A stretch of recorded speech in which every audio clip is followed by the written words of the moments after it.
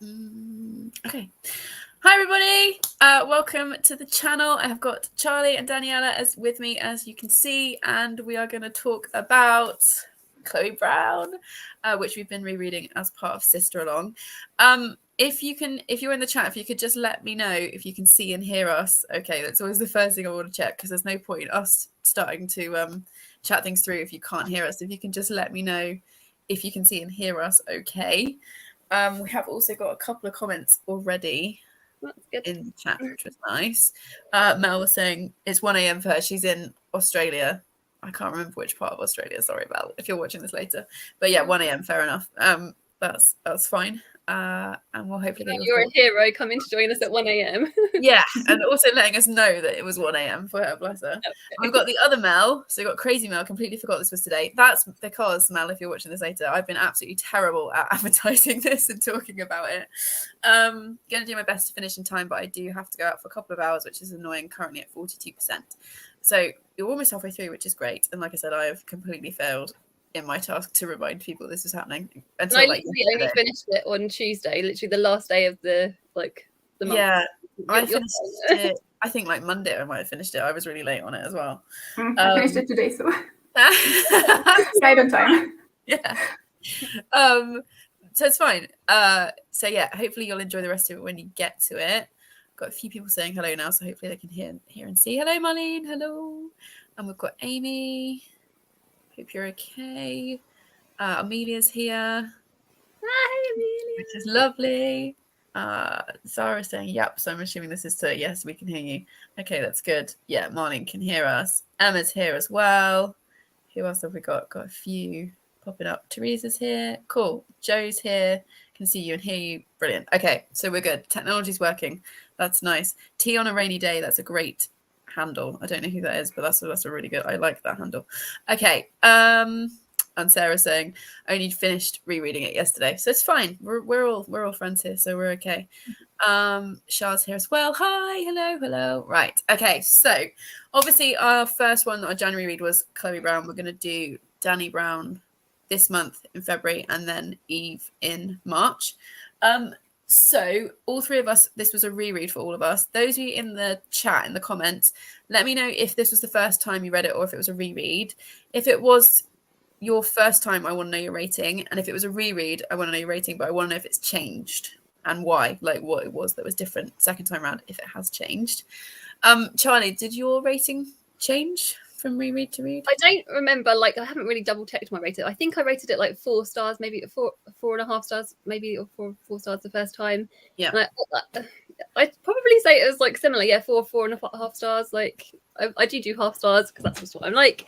Yeah, no, I really loved it. It's 100. This isn't like, again, like for you, like this is not like a genre like there's normally like a Charlie genre, but I really loved it. I love this book. I love this series. This is, it's a favorite. So yeah, that's good. Okay, what about you, Daniela? Well, this is one of my favorite series, but I actually gave it 4 stars the first time. I think it was mostly because I listened to it on audio and I didn't really love the narrator who did read. Yeah. So yeah, I think that really brought it down. But now upon reading it physically, yeah, I bumped it up to 5 stars. Oh, okay, that's nice. So it's gone up a little bit for you. For me, I gave it 5 stars the first time. I gave it 4.5 stars this time. Still love it. Still really enjoyed it. When I think the main difference was when I read it the first time in 2020, I wasn't doing half stars in my ratings. So I was like making myself make a decision. Whereas this year I've started putting in half stars for the first time. Like mostly because like last year I read loads of 4-star books. But when I was going back through looking at all the books I'd read in the year, I was like, I wanted a bit more nuance in the way that I was rating them, because some were like higher 4 stars than others. So I started using half stars. And I think there were a couple of like minor things in it that I was like, I can't quite give it the full 5. I know what you mean. Yeah, it's like a couple of times it does use the miscommunication trope, which is not my favorite trope. And there were a couple of times I was like, just please have a conversation, like 2 grown adults. Like, this is not a YA, this is adult. Just talk to each other. So I think that was only that little thing, which is obviously a total personal preference thing. So yeah, it came down very slightly, but I still love it, and I would still definitely rate this as like one of my favorite series ever, for sure.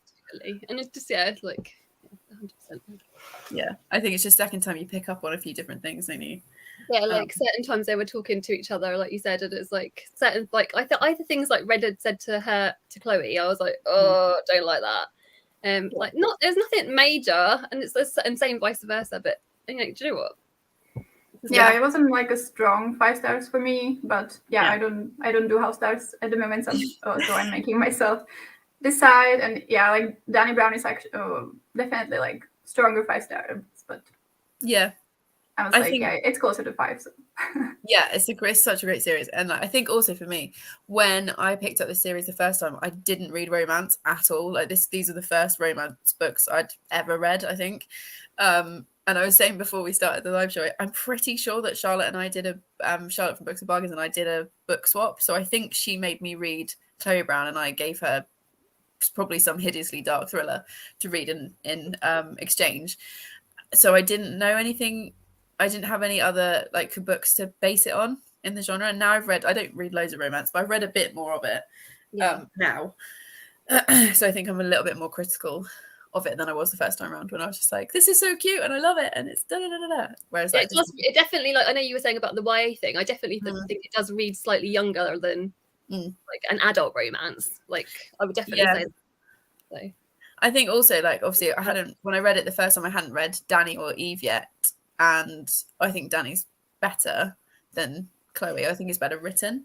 So yeah, that's why I had a little maybe bit that's a progression in Talia Hibbert's writing. I know she has written quite a lot of. I think she has got a backlist of other books, though, hasn't she? Yeah, massive but backlist. Still, in terms of like getting into a groove with maybe like the sisters and things, by the later books, like you said, you kind of feel that, don't you? But, yeah, definitely. Yeah, and with the like younger feeling, I think it could be because like it's so funny and hilarious, and like sometimes the situations can be like almost ridiculous. So yeah. Maybe that's like where it's coming from. Yeah, maybe. Let's see what people were saying. So first time reader, 4 stars. Yeah, most people have given it at least 4 or 5 stars. Marnie's read it for the first time, 4 stars. So did Amelia. Amelia, I'm so pleased that you liked it because I know of what I know of Amelia's book taste. When she said she was going to pick it up, I was a little bit like, oh, I don't know if this is going to work for her or not. So I'm really glad that you liked it. So that was good. When I saw your review come up, I was like, phew, because that's the thing with like doing read-alongs and stuff, when you're like not making people read stuff, but like heavily suggesting that people read something. Because you're recommending it, because you did it previously. So yeah. Where I'm like, this is really good, read it. And then I'm like, oh, I really hope they like it. So yeah, I'm really relieved that Amelia liked it. Because like I said, she doesn't read this kind of thing. I think it's completely outside our wheelhouse. So it was just like, oh, please let it be okay. But we're okay. 4 stars is good. Kat rated it 5 stars the first time and the same on reread. That's good. I think I need to try and pick up the audiobook. Is it on Amazon? Is it on Audible? Yeah, it's on Audible, yeah. Because I don't have Audible, so I think that's why I haven't done it yet, but I will do that at some point. Joe's reread it for 4 stars. That's good. Tea on a Rainy Day also said 4.5 stars both times. Yeah, Marlene's the same as me. I don't read romance. Usually, I don't read much of it. It's not generally my genre, so... Because they've got other, because it's not just like a straightforward romance, because obviously you're talking about the deeper issues. I feel like that's what kind of like hooked me in personally. Yeah, there was quite a lot about like his career and some about hers. Although like I would prefer if there was even like more stuff about like her web designing and stuff. But there was like more stuff than just the romance. Yeah, because you've got all the stuff with her and her fibromyalgia, and you've got all of his like trauma from his previous relationship. So there's there's a lot to it. Like it's not just a romance, because it's not just all of that stuff. And the cat, which I will confess now publicly, because I was telling the ladies about it before we came live, I completely forgot there was a cat in this book, a black cat called Smudge. And for anyone who doesn't know, I've got 3 black cats. One of which is Jack, and his original name when we adopted him was Smudge. No, I'd forgotten. So I can't believe I forgot the cat in this book. So yeah, I'm very ashamed of myself. I have got my cat t-shirt on today though, as kind of like a Smudge. Because Smudge is really important. Because that's one of the first scenes we have between the two of them, between Chloe and Red, is her trying to rescue this cat out of the tree. Yeah, we're saying that the cat is like a gateway to break break the barriers down between the two characters. Yeah, and get them talking. And it's also in terms of like when we see Chloe kind of moving through life and like how her body reacts to doing things like climbing up a tree. And that's kind of how Talia Hibbert is showing, isn't it? As like real life, you're trying to do this and your body's reacting in a certain way. But yeah, I can't believe I forgot the cat. It's really bad. So, yeah. Okay. Sorry, I've still got a little bit of a cough. Not as bad as last week though. So we're fine. We're getting towards it. We're getting towards normal life. So Charlie was way more prepared for this than I was. Shocker. And found some like discussion type questions. Okay, so now I've lost it. There we go. So we've got one here that says, talk about Chloe's life before she had her near-death experience, then consider her list. What do you think of it and why does she make it? So it's obviously like the first very opening of the story. So her near-death experience, what do you guys think of that? Like, how near death is it really? Like, what do you guys think?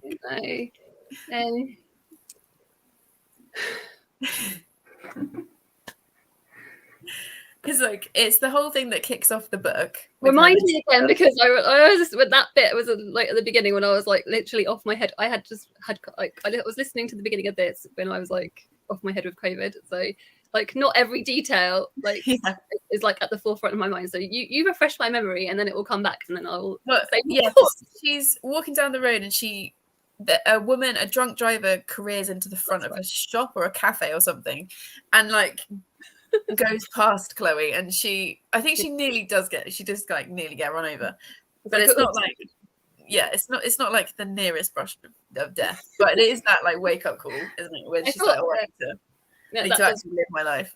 Yeah, I think she went like into a shock, and it really woke her up. So yeah, it wasn't like she was like almost dead, but it served the purpose to like for her to realize that she wants to do stuff with her life. So. And to focus, use it as a focus point. Yeah, although you do also have a really hilarious scene with her grandmother, is it Gigi? Who I pay a lot of money for a story from Gigi, who was like fluttering around her in the kitchen whilst Chloe's like lay on the floor having some kind of like shock reaction. So I like that we get a little bit of the like Brown family dynamic, because you also get like her mum coming in and being very like, what are you doing? Get up off the floor kind of it's just much more to the point and sort of much more forthright with everything, isn't she? She's sort of no messing. Yeah, no messing around, no fluttering about like Gigi's all like trying to get her doctor or homeopath on the phone or something, and it's just like it's not helping. Gigi was like I'd forgotten about Gigi, like when I obviously so like she was like a standout character to me, like reading this. I thought she was really, really brilliant, and yeah, she is great, and I would love a story from Gigi and her point of view, because she's just really funny. We get bits of her in a little bit in Danny, but more in Eve. You get more of her in those two. Okay, so her list. Yeah, with the list. So I feel like she because in terms of her writing the list, I feel like she does it to sort of gain a sense of control back, where she's obviously in her life she doesn't have a lot of control. Yeah. So it's just and it's a way of her sort of channeling. Yeah, because we learn a lot about how she has like lists for everything. She has like different notebooks for everything. Woman after my own heart, for sure. I'm just trying to find the list. Oh, here we go. So she is definitely a control thing, isn't it? Like feeling like she's going to be able to achieve like small achievable steps. Which is good. Obviously, so, I'm a list maker myself, so me too. Because that's one of the things I loved about her. Like when I was reading this, I was like, yes, I love you, Chloe. Yeah. Well, and also with the I don't have fibromyalgia, or anything kind of similar to that, but I do when I've been poorly, which I have a lot. If you guys have been anywhere near me, you'll know, because I keep whinging about it on the internet. But I get a lot of brain fog, so I have to write stuff down, otherwise I won't remember it. And I feel like that's also partly why she writes lists, like not her actual like get a life list, but her other lists. Yeah, it's that way of remembering stuff and being able to function. Yeah, from a practical point of view, just to like how she gets by day to day. Yeah. So her list is to move out, which is obviously the first thing she does, enjoy a drunken night out, ride a motorbike, go camping, have meaningless but thoroughly enjoyable sex, travel the world with nothing but hand luggage, and then do something bad.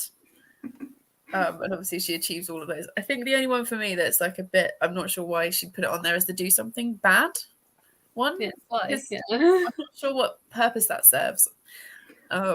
Maybe she felt like she has been a good girl and not having like much experience, so it's like a cheeky one. But I liked how like she wrote like go out and drink, and then like while she was actually doing it, she realized that that's not what she was chasing after, and that she actually craved more the connection with the people. So I liked how she kind of was rethinking and like realizing stuff while she was doing it. Yeah. And it's that thing, isn't it, that sometimes you think you want something and then you get it and you realize you actually don't want it. It's not, you know, your life's moved on. Also, in terms of relation to her, like Chloe, and like in relation to her sisters, I feel like she is the good one, air quotes, isn't she? Yeah. So like that's why I can see why that would appear on that list, because she's like, you know, in families there's always like the different types of different character types, and maybe she feels like she's been put in that box and she just wants to break it. Maybe that's why that's on there. Because everyone has a role, don't they? I mean, it doesn't matter if you've got no siblings or 50 siblings, it's probably the same. Everyone ends up in some sort of role. So maybe it is that is that kind of thing of wanting to break out and do something different. I think for me it's the only one that stands out as like a little bit vague, because all the others are quite specific. Because do something bad, like that's it could be such a broad thing. I also wondered with her, because she has the chronic illness stuff, like does she fill that good role because she doesn't want to take up more time and space in the family than she potentially is with her medical stuff, which is obviously none of her fault. But it's something that the family are all aware of, and when in their interactions with her, they're really good. I feel like, I guess this is another like question, but I feel like how the sisters are with her, especially. They talk to her in a really like, I don't think they're like condescending with her. I feel like they sort of keep her in check whilst worrying about her, and you can see because they kind of balance, don't they, kind of giving her a bit of a shove when she needs it, with also being gentle with her and making sure she's okay. There was never a time with their sisters that I think you're stepping over the line a bit there. I didn't think that, like, reading it. No, I didn't either. With the sisters not, but I remember when I read it the first time, especially, well, I also don't have like fibromyalgia, but I have some chronic illness stuff, so I could relate to almost anything that was mentioned about that. But like when you mentioned the scene when she was like lying on the floor and talking to Gigi, and her mom walked in and the mom started like freaking out, and like Chloe mentioned that like sometimes like when people like fuss a lot, or like she has to like calm them down, that like it can get like exhausting. So I think the mother maybe like wasn't handling it as good as the sisters, which is like treated her like more normally. Definitely. You definitely get a few like, and also when she's talking about like how doctors have treated her and stuff, that whole section. Sorry, you're okay. Yeah, I'm fine. I'm like mostly at the point now where I just need to like clear my throat rather than cough. I don't know. That whole section of the doctors and like how they treat her and things, like I said, I don't have chronic illness, but my brother has a chronic illness, and I've got several friends that have chronic illnesses. So I've kind of secondhand seen what that can be like with like some medical professionals when they just dismiss people, or like suggest that you do yoga and drink more water. Sometimes I've got my own experiences with chronic pain, I would say. I don't want to, but like sometimes they really understand, like you get the two ends. I think sometimes you can get the really understanding, and then but they are very like people that I've spoken, like doctors I've had and professionals that I've had interactions with, they're either very, very practical about things, or they're, like you said, you feel like you're being quite dismissed. So I don't know. I guess that's the luck of the draw of the medical profession, isn't it?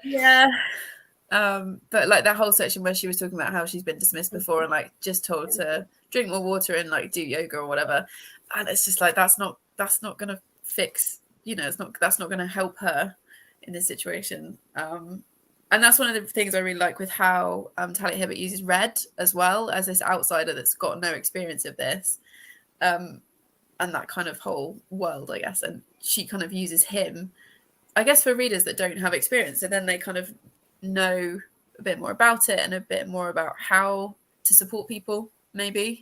And he's quite an empathetic character, isn't he? He ought to, like, compared to like because obviously like he's like, you hear about a little bit about like her past boyfriend, like what is it, I can't remember the name of the past boyfriend. Henry, is it? Henry, yeah, her fiance. And so like he's like, because of so I'm losing my train of thought as I speak. Yeah, because Henry's basically the anti-Red, isn't he? He's the one who's like, you're making it up, or you're taking up too much space. It's taking up too much of our lives. Like, get over it. And Red is the opposite of that, what you said. Yeah, Red was like really great from the beginning, and I also liked how he wasn't like pushing her to like tell him everything from the start, but he was like, hey, I really need to know this and this. Yeah, I think it was mentioned that like he had a little bit of experience because like his mother had diabetes. Yeah, so, like maybe like a little bit, but yeah, like he approached it very nicely. Yeah, you're right, because he doesn't like press her to tell him everything. He's just like, I need to know this because of this and this. Like with me helping you with your list, I need to know like some of your boundaries and limitations and stuff. From a practical point of view, yeah. I also think as well, in terms of like reading experience, it's not like you have like one massive scene where they both just like pour out all of their trauma and stuff to each other. It kind of happens gradually, which is what it would be like naturally. In real life, like naturally, which makes it feel so realistic, which for me is like why I enjoyed it so much. Because I've read like other romancy stuff where I'm just like, this is ridiculous, this would never happen this way, whereas like this feels really realistic and like real people, which is you know, really fun. Okay, so we talked a bit about Chloe. What about Red? And his past trauma. Well, and his trauma and his whole kind of character, really. He's amazing. I loved him. I thought he was brilliant. Like, I really enjoyed him. Yeah, I thought it was interesting how well the book talked about trauma and toxic relationship, and it also brought class to it. So it was like a lot of it had to do with like him meeting Chloe and at first thinking that she's the same because her family is rich. So you had the like class issue and some prejudices, and how he like had to learn that Chloe's different than the ex.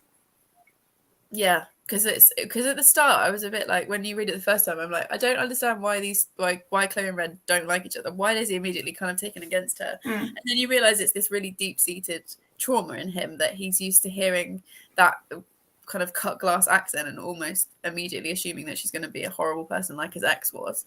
But you don't, that kind of unfolds really slowly, which is really effective, because you're suddenly like, oh, that's how that's linked up in his head. He assumes that she's going to be like his ex was, and which obviously she isn't. But I think in this book, it might have been the first time that I'd read male trauma from a female kind of perpetrator. So from rather than like male to female violence, it was back the other way. I don't think I'd read that before. I have not read that before. I found it really interesting. I really liked that it was in there, especially in a book like this. Sorry? It's important to show that representation. Yeah, it is. And especially in a book that's like a cute romance. But like, obviously, as we know, they're cute romances. They've all got like more serious threads through them. But I just wasn't expecting it. And like I said, I haven't read loads of romance, but I don't think I've read, outside of Talia Hibbert, I don't think I've read any other male leads that have that kind of representation. So I thought it was really well handled, and very really sensitively as well. So I really liked that aspect of it, and I think it just made it a lot more, like we've already said, like it's not just like a fluffy romance, which is fine. Like I'm not like dragging those books or anything, but for me it just makes it more interesting.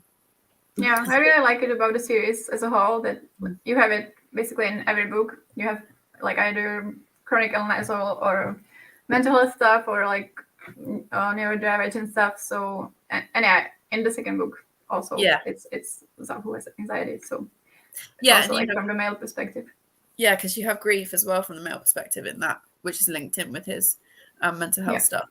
But yeah, and I, in this, like, I love Red. Like, I just like he needs to be protected at all costs. I'm just like, oh. But I found like there's stuff like when I reread it at this time, I was like, because it talks about how like everything about him has changed as a result of his previous relationship. Like even the art that he's putting out is different. Yeah. So it's just really interesting, and just how he ends up coming to terms with the fact that he's a different person now, and because that's he not withdrew from all the galleries, didn't he? Because he was originally doing loads of exhibits, and then because of everything that had happened, like, he just completely kind of like went into himself and lost all of that. Yeah, and it's that idea that he's different now, but like it's not necessarily like all bad. He's still like creating art and stuff. But I feel like with the two of them, they help find each other. Like they help. It's not like I don't feel like they need each other, but I feel like they bring out the best in each other, and they help like he sort of almost like finds himself again, doesn't he? He sort of like gets that confidence thing back, I guess. And it's the same for her, I guess. Yeah, it's even like explicitly mentioned like near the end, like it's written there like they don't need each other, but like they want each other in each other's lives. Yeah. So. Yeah. It's not like they saved each other, but No. They needed each other to get better. And like I also liked how therapy was mentioned like in a positive way. And so like it wasn't like she dragged him to therapy, like no, and he goes himself, doesn't he? It's his decision to do it, and then he just tells her about it later. And he, it's really good. It's not the I think we get therapy in Danny. Yeah, because Zaf goes to therapy, I think, or starts going to therapy. And again, that's just really nice. It's really good to see it, and also to see men going to therapy rather than just the female characters. And he talked like in this one, I think Red talks about how hard it is to start because it is hard work. Therapy is not easy. But how useful he finds it and all that kind of stuff. Okay, we've got a few comments that have popped up whilst we were chatting. So Shah said, I didn't reread Chloe, but really enjoyed it. And I'm excited for Danny. I don't give star ratings, though, so can't give one. That's fine. Like, I thought about dropping star ratings, but my brain I don't think my brain would cope. No, I would need them too. I need them. So yeah, okay, that's so that's cool. So yeah, I'm excited for Danny as well. But I think that'll be the third, possibly fourth time I've read Danny when we read it this month. So Nikki said, reread for me 4 stars. I listened on audio this time and followed along with my eyes. I'm the same in terms of the miscommunication. I wanted to shake them. Yeah, I think it's just that one thing. For me, like the miscommunication trope is my least favorite, probably of all tropes. So it's just a little bit like, oh, have a conversation. I have fibromyalgia, so felt closer to home. Okay, so did you think the fibromyalgia rep is good in this? Because obviously, like I said, I'm not Own Voices, so I can't comment. Is it Own Voices as well, though? The author does have fibromyalgia, I think. I think she does, because I'm fairly sure it's Own Voices, either for fibromyalgia specifically or chronic illness in a kind of more general way. But I'm always interested to see what people think that actually 100%, have it or live with it. So Joe said, I'm not sure I'd call it near death or the near death experience, more of a reality. Yeah. Gigi is fabulous. I know, we need to start some sort of petition. We need a Gigi story. She's so great. We do see a lot more of Gigi. Yeah, we see loads more of her in Eve. I think it's Eve. We see loads more of her. But she's the best. Like, oh, she's so great. And then Zara said, yeah, being bad seems like pushing one's boundaries and she'd probably not want it in practice. Yeah. And this might just be bad from a societal point of view. I've somehow lost the ability to speak this afternoon. Sorry, guys. Yeah, definitely. I think she's just kind of pushing boundaries. I think it was only because like on that list, it feels like it's the most vague like thing. It's the least like not achievable, but like in terms of like, like when you're ticking something off. Yeah. Because what counts as bad? Like that could be a whole load of things. So Kat said, the list feels to me like something a first year uni student would make rather than an adult, like she's trying to experience something that she used to think she could have. Yeah, I would completely agree with that. Sorry, my family WhatsApp group is now pinging messages at me. Go away. Yes. So I think in a lot of ways, like some things with Chloe, she does feel younger than she is, but that's almost because she's not had the experiences that she would have had if she hadn't been unwell. So it's, and yeah, it's definitely it does feel a bit younger. Joe said, "I love Red, best character in the book for me." Yeah, we love Red. I do love Red, and Smudge, who I will definitely remember this time. We're not going to. We're never going to let you forget that, Victoria. I'm sorry. I can't believe it. I was saying to the others before we started. I was texting with Charlotte as I was reading, and I was like, I cannot believe I forgot the cat. It's just, she was horrified that I'd had a little bit of a brain lapse. All right, leave me alone. So Sawyer said, hi Sawyer, first of all. Red was such an interesting character. It was great to see the reasons behind his behavior towards Chloe revealed over the course of the book. Yeah, definitely. I think, like I said at the beginning, I was a bit like, what is this guy's problem? But then you realize as things unfold why. That's the benefit when you're rereading it, you immediately know. So it's like, I feel like it gives you that insight a bit quicker, sort of thing. You're like, yeah, you kind of link things up. Okay, so they do a couple of things, don't they? They go out drinking, or try to. They go on Red's motorbike, and they go camping. I think that's the main three things they do. Of those three, let's start with Charlie. Which is your kind of favourites of those scenes, their little dates? I think probably.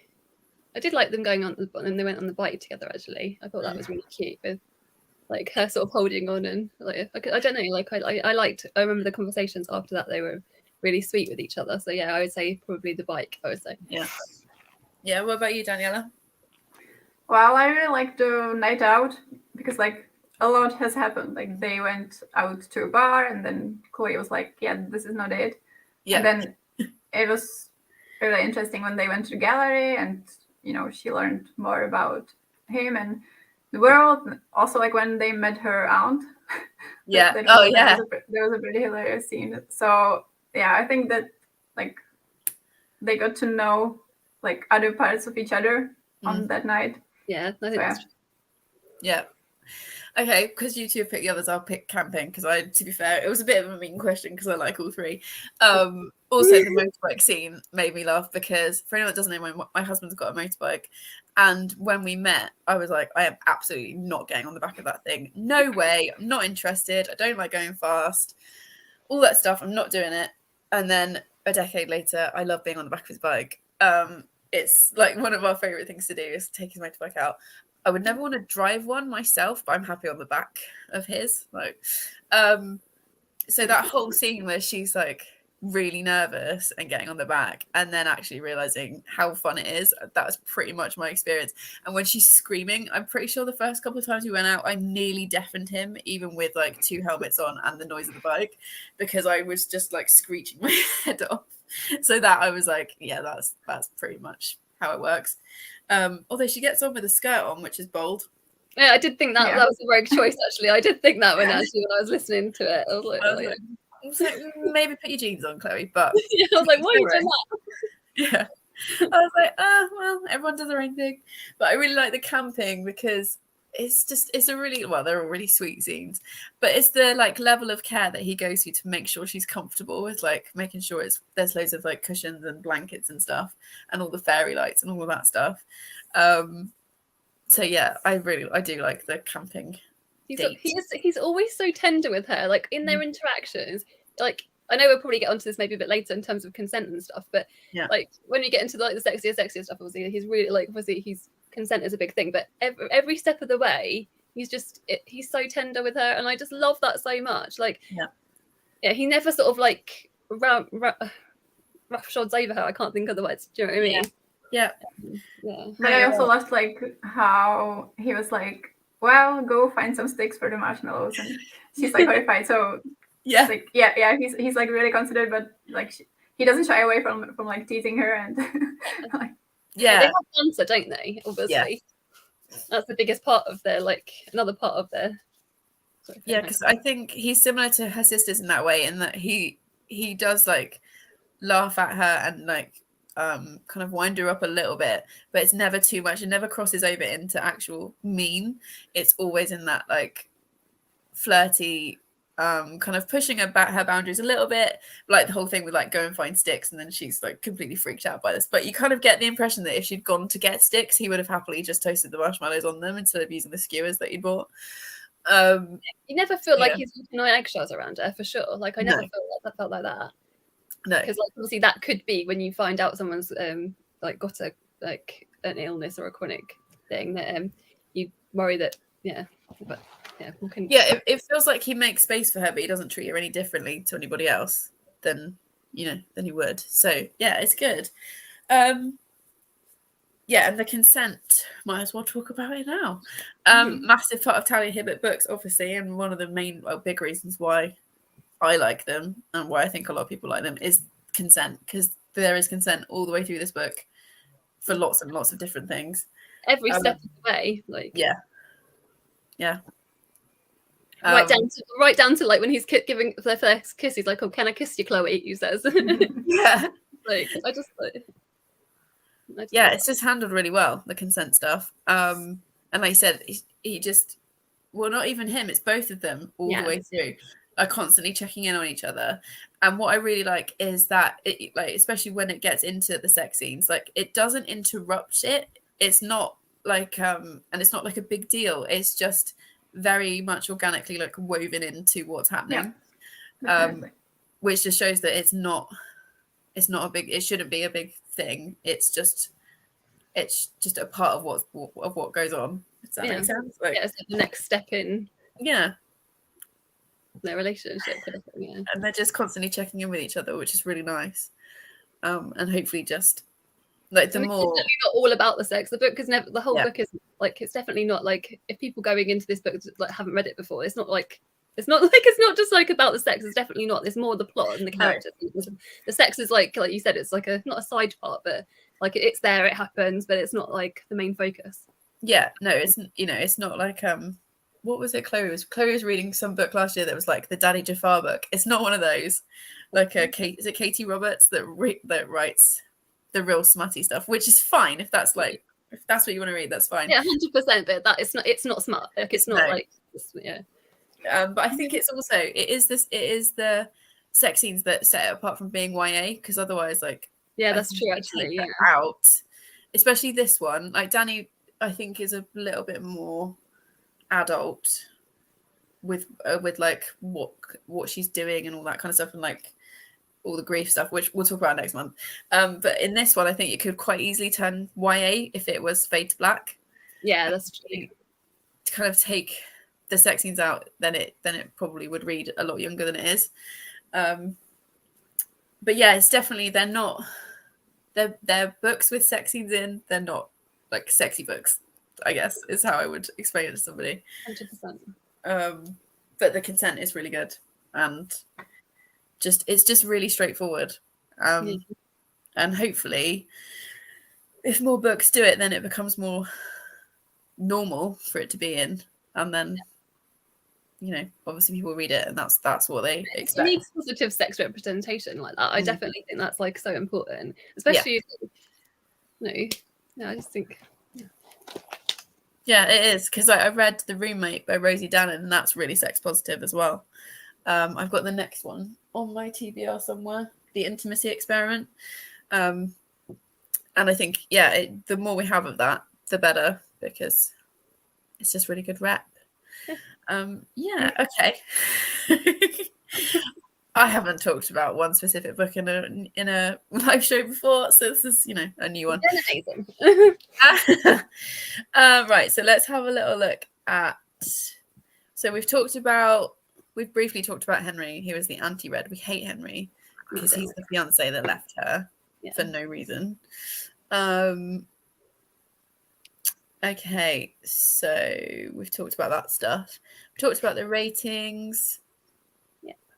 We've talked about chronic pain. We've talked about the sexy scenes.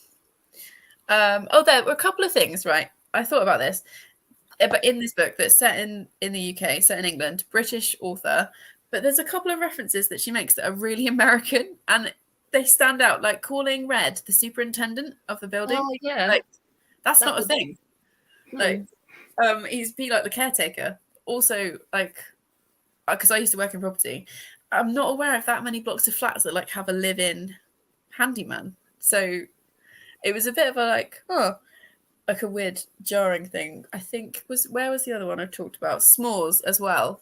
Not sure. Do we do s'mores? They are becoming more. I think s'mores are becoming a little bit more, aren't they, now? But yeah, maybe not when it was like, I don't know. Maybe actually even because it was published 2019. This wasn't it? So actually, yeah, it's just not like we have like toasted marshmallows, but like I don't know. I think when I first read it, I might have had to look up what it was because I was like, I'm not even entirely sure what it looks like. One of my friends loves s'mores, which is why to me that didn't seem out of place. I knew it was marshmallows, but like they have like crackers and chocolate. They do it. They melt it on and they put it on the yeah. Oh, and Amy's just said as well the spelling of colour. Yes, that was the other thing that was bugging me as I was reading it because I'm a grammar nerd. I was like, that's not the British spelling, especially because it's set in England, it's set in Nottingham, I think, and the author is British. So it's just like, what are we doing? This is interesting because the lived-in superintendent was weird for me, but I thought it's a British thing. No, so like I didn't question it much further. Yeah, it was just a bit confusing, and I can't remember exactly.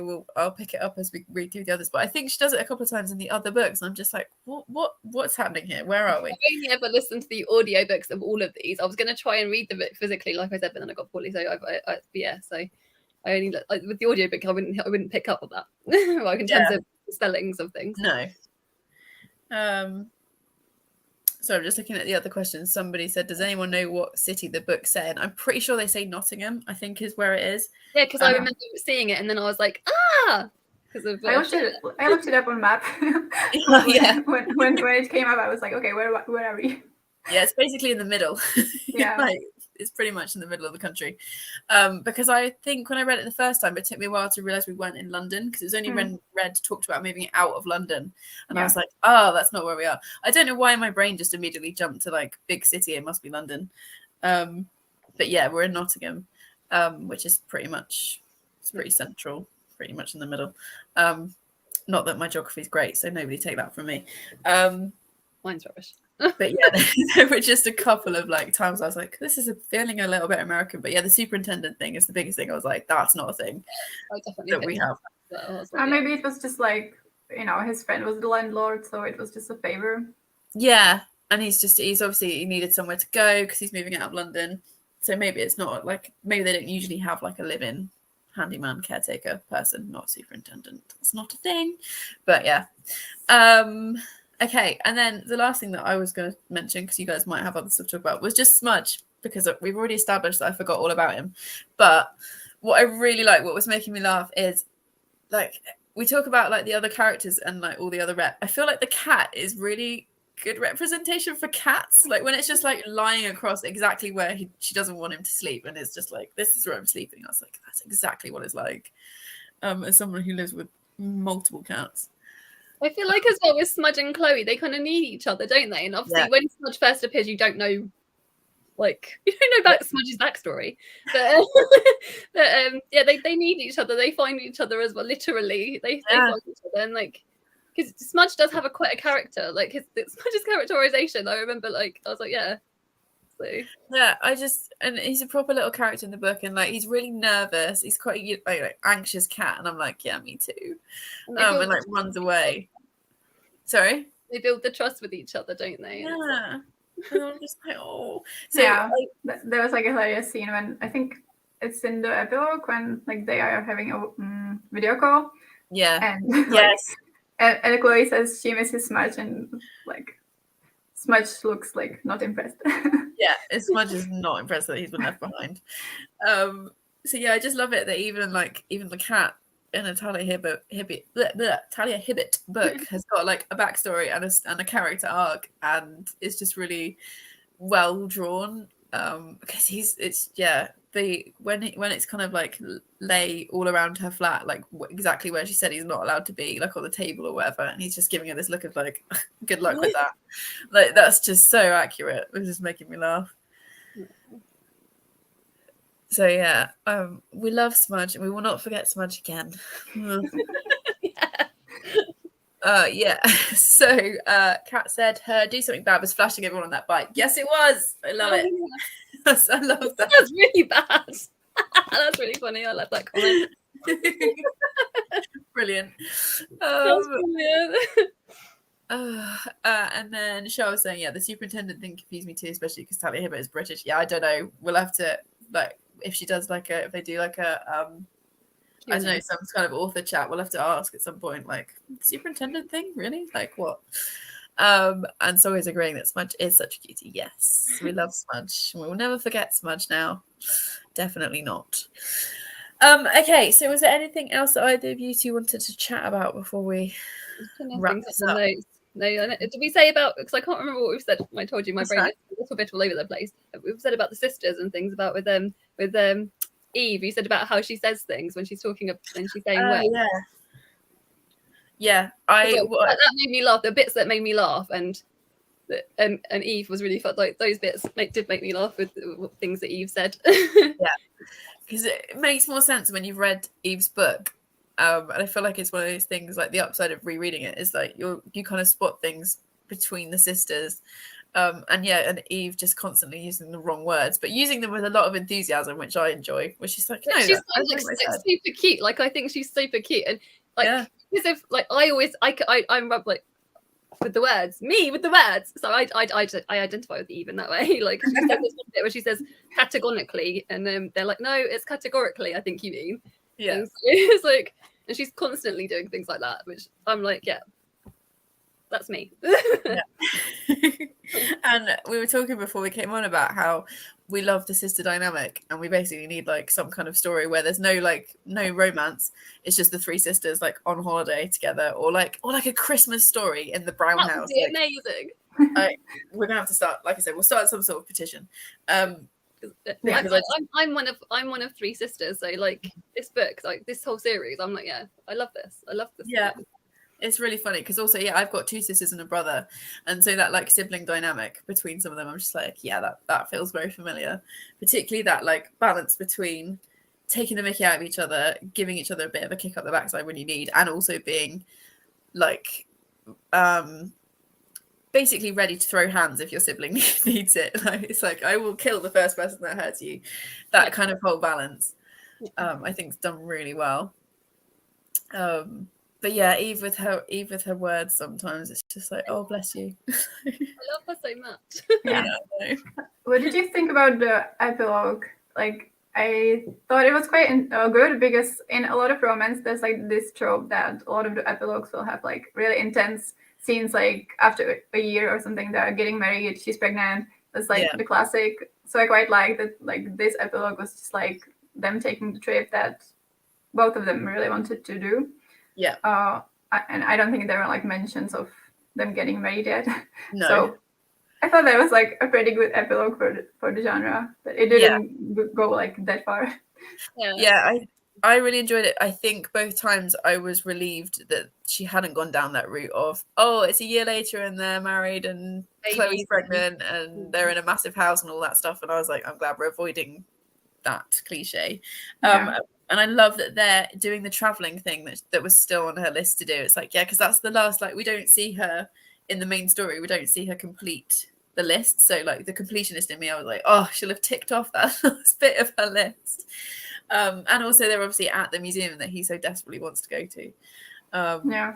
So I was also wondering like about the chronologic timing, because like I think like logically it goes like at first Chloe meets Red, and then it's about Danny, and then it's about Eve. So I was wondering like a year later, like what's happening in, like, where are we in the other timelines? Yeah, that's interesting, isn't it? Because they're all just like crowded around the phone doing the FaceTime like update, and Gigi's like trying to get in front of the camera and moving everybody else out of the way, which was making me laugh. Because actually you're right, because I think in this book there's no mention of Zaf or I can't remember who. Jacob. Sorry? Jacob, that was it. I was going to say I can't remember Eve's male lead. There's no mention of them at all. Whereas in later books, like Red's in all of the other two books. Every time Chloe pops up, Red's there as well. So yeah, so it must be that Danny and Zaf happen after Red and Chloe. So yeah, maybe they're in New York whilst Danny and Zaf are getting together. I don't know. You have to try and like piece it together sometime, like some big timeline. But yeah, I really like that epilogue, and I was relieved it didn't cross into the usual like cliched tropes that you get in epilogues on romance stories sometimes, or even not even romance. Sometimes just any epilogue is just like, oh great, everything's just been really neatly tied up. Yeah. Yeah, so I really, yeah, it's a good one. It's a good. I loved it. I just loved the reread of it. It was obviously, even though I wasn't feeling 100%, it was like, and actually, I think that shows the testament of the book. You can be like, I was feeling really poorly, and it was something I could just soak in, and it was just the perfect escapist read. So yeah, because I was the same. I was reading it. I didn't have COVID, but I was not very well when I was reading it. But it just managed. Oh, I just hit my camera. Just whacked my laptop off the thing.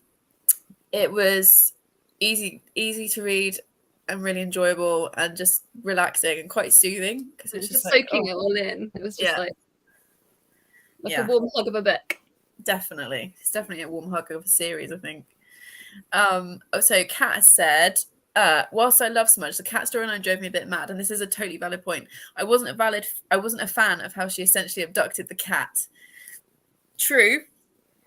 She did eventually get around to taking to the vet, but yeah, she did for like a week or so have somebody's cat, didn't she, in her flat without, like, somebody would have been looking for that cat. So yeah, totally agree. As someone who owns cats, I would be stressed if one of them vanished for a week because they'd been hanging out in somebody else's house. So yeah, that is fair. Sarah said, I live in Nottingham, so sometimes I tried to figure out which places were referred or alluded to. That's interesting.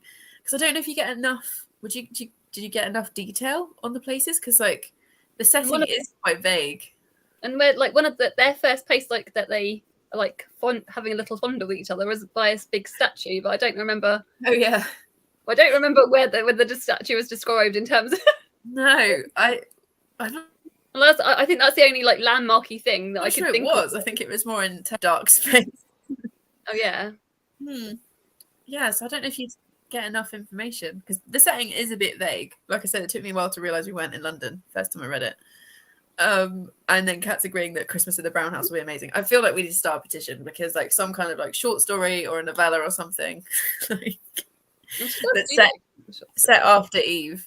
So you've got like all three couples and Gigi and the mum and dad as well and the aunt, because I forgot all about the aunt when I read it the first time. I'd forgotten about her. So yeah, I think that's what we need to get on. There's also Annie. So would you like her point of view? Because I thought that she could have been more in the book. Yeah. Like they met once. Yeah. Or like twice. She was really interesting, and her friendship dynamic with Chloe would be really interesting, I think, because they're so opposite to each other. Yeah, definitely. I'm just thinking about other characters that crop up like later in the series. There's like a whole ensemble cast. We're just basically Talia Hibbert's gonna have to write like another series with all the side characters because we need to know. Maybe if you guys picked up or are interested in picking up her new one, because I'd like to hear that. What did she write? Is it a YA one? I think there's one. I'll get my phone. Because I think I heard people talking about it, and then I heard YA, and I was a bit like, probably not. Yeah, I think it's It's a romance, but I'm a bit less interested when it's YA, but I'm quite curious what she did with it. So I think it's called I might pick it up. Highly Suspicious and Unfairly Cute. Oh yes, I have heard people talking about this. Yes, I'm not sure. I think I might wait for reviews because I'm like, I don't know if you two are like this, but if I read a book by an author and I really love it, I then get really nervous to pick other stuff up in case it's not as good. I'd like dive in, like being like all like giddy about it because there's an author that like their first book, Robbie Arnott. I read Flames by Robbie Arnott, and this was his first book. Read the first one, loved it. Read straight and got the second one as soon as that came out. The third one came out recently. I was thinking, yes, he's my favorite author. I'm so excited for this. It really disappointed me. And so now I'm like brokenhearted, and you are right. Sometimes it's better just to hold off a little bit. Well, I think like I haven't read any of Talia Hibbert's back catalogue at all or anything like that. Loved the Brown Sister trilogy, adore it. That's obviously why we're doing this. I haven't picked up any of her back catalogue at all because I'm just like, oh, but what if it's not as good? Yeah, me neither. I think like her other books are quite different because they're not traditionally published. So like if you go into it expecting something like this, you might be disappointed because I think it's more like, you know, like indie romance. Yeah.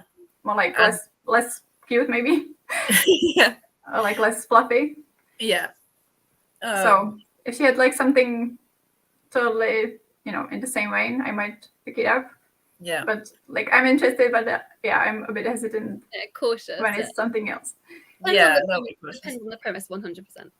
Yeah, and I think with her new one, I think I'm part of me, because I'm not reading loads of YA these days, I was a bit like, not sure. And then I was like, I'm gonna wait for reviews because there's like a few people that I know that will read it probably fairly soon that I trust, and I'll be like, well, let's see what they think, and then we'll have a little look. Because I think you're right. If you like, for example, Hamnet by Maggie O'Farrell, one of my favorite books of all time. I adore that book. And then I picked up The Marriage Portrait by her, which was good, but it was nowhere near on the same level. Oh my days! I thought exactly the same thing. I read that because so I'd heard reviews of like 5-star reviews about the Marriage Portrait, and because I'd loved Hamnet so much, I was like, this is going to be amazing, and it's a good book. But I was like, this is not Hamnet. And I think if I'd read The Marriage Portrait first, I would have enjoyed it a lot more than if because I've read Hamnet and just connected with that book so deeply and loved it so much. Like The Marriage Portrait just wasn't quite as good. It was. I think I gave it 4 stars. I'm not going to give spoilers, but what did you think of the ending? Because I was like, yeah. We won't talk spoilers, but the ending, like what happened at the end, I saw coming, and then when she did it, I was like, that's annoying, and that's why I didn't get 5 stars, because I was like, no. I was so mad at that. I was like, but then in some ways I can see like, no spoilers, but yeah.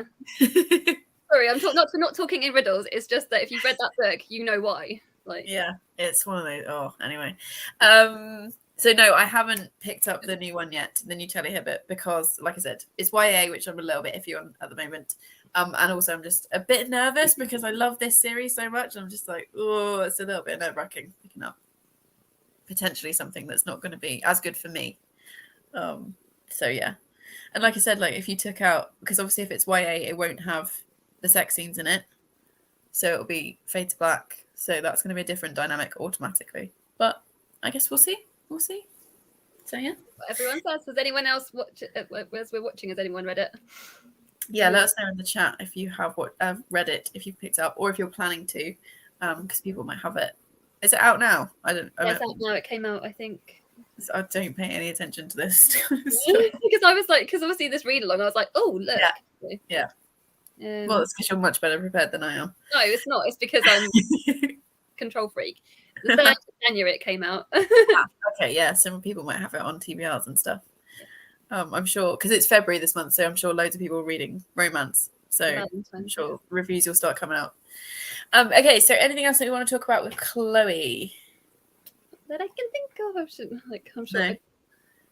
Because I think I'm gonna, once we finish, I might go and start Dani. Because like I said, I think it's my 3rd or 4th read of Dani, because historically it's been my favorite of the 3. But we'll see. I'm really excited to reread Eve as well. Yeah. Dani's my favorite as well, and like I think it's gonna stay that way, even though like I bumped up Chloe to 5, but Dani was just like automatic, immediate 5 stars. So yeah.